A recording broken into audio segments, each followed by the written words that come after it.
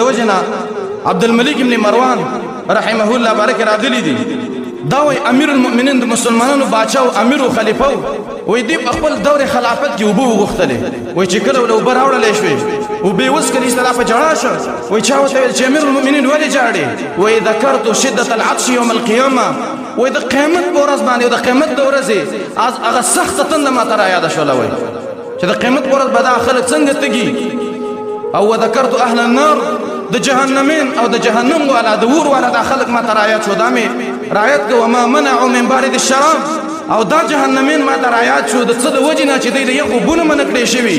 وای دا مې رایت له د دې د وجنه ما وجړلې او به دا آیات ولسته چې ويسقى من ماء صديد په دې جهنمین بل رب العالمین ګرمي او بوس کی